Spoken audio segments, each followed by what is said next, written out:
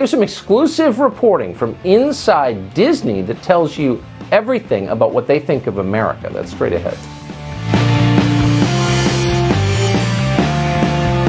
Generations, the Walt Disney Company was the most famous entertainment company in America.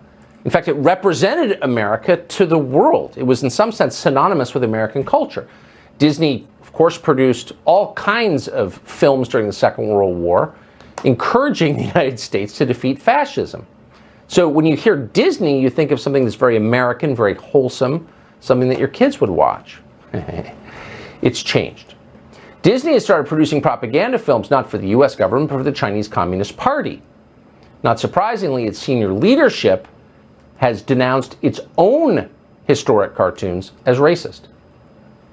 One of the things that we actually did during the course of that work was to conduct focus groups with our Black colleagues. And we got some really tough but incredibly valuable feedback, including the following statement, which I will never forget when I read it and the research results. I'm not comfortable with Disney commercializing racist content. So what this remark is referencing is the fact that there are titles in our library that include, frankly, raceless characterizations. And we're not talking exclusively about obscure titles. There are titles that include that, like Fantasia or Dumbo and Aladdin. It's almost worth saving that tape. So here you have someone who's clearly not very smart, rolling her eyes, and because she does some kind of in-house focus group with like 11 people, your kids don't get to watch the movies that you grew up watching because some unhappy person whose name we'll never know decided they were racist. That was Jenny Cohen, by the way, on the screen. She's the executive vice president at Disney for something called corporate social responsibility. Now we're learning that that's just the tip of the iceberg. Disney is training its employees that the United States, the country that produced Disney, is in fact evil. Chris Rufo is a journalist who's obtained a trove of internal documents from Disney. They're all part of a program the company calls Reimagine Tomorrow.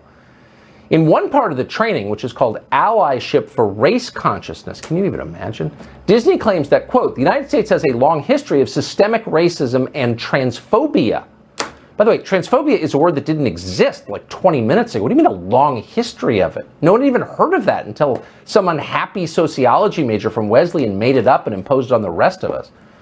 But the training, totally ahistorical training, goes on to tell white employees to, quote, work through feelings of guilt, shame, and defensiveness to understand what is beneath them and what needs to be healed. Right, targeting employees on their race. Disney specifically tells employees to, quote, challenge colorblind ideologies and rhetoric, such as, and we're quoting, all lives matter. So you can't say all lives matter, so which lives matter? Why don't you tell us, Disney? In a separate training, Disney demands its employees reject the concept of, quote, equality. So crazy, hard to believe it's real. It is real, though. Chris Rufo broke this story. He joins us tonight to confirm that. So you can't say all lives matter. I'm sorry to get caught up on this one turn of phrase, but it's just so revealing. Is there any indication of which lives matter and which lives don't matter, according to the Walt Disney Company?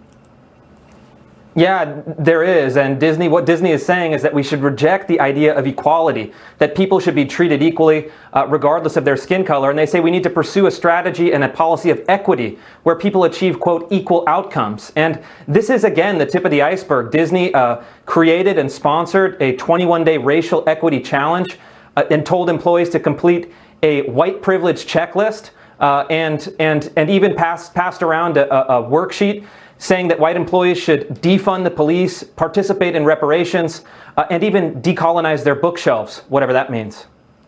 So Disney is encouraging book burning, telling us that equality is wrong, that we're not all equal, and that some of our lives matter more than other lives. That is so dark.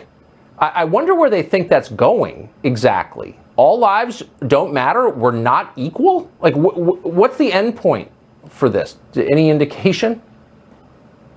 Well, I mean, the great irony of this is that the people who are in charge of Disney are some of the richest and most powerful and privileged white males in the history of humanity. And they're pushing this divisive, critical race theory-based ideology as corporate dogma. And the only end of this is division, it's self-hatred.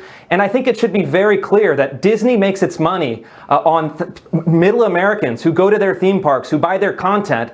And those people should know that this corporation hates you, it hates your culture, and it hates the color of your skin. And I think Americans should reject this kind of politics and reject the companies that are pushing it. Well, I couldn't agree with that more. And just to be, I just want to nail this down completely. You are certain that these documents are real? Yeah, that's correct. I've confirmed them with multiple sources around the company, done screen sharing, done internal verification. These are genuine documents and videos. The video doesn't lie. And this is the new ideology of the Walt Disney Corporation. And it's really sad because it used to be a great American company. Now it's telling us that America is a fundamentally racist country founded on discrimination. They couldn't be more wrong. I hope they right the ship, but I'm not optimistic. Yeah, and they're lying too, because we are all equal, actually. We're all created by God, we're all equal, and all lives do matter. That's just true. Chris Rufo, I appreciate your coming on tonight.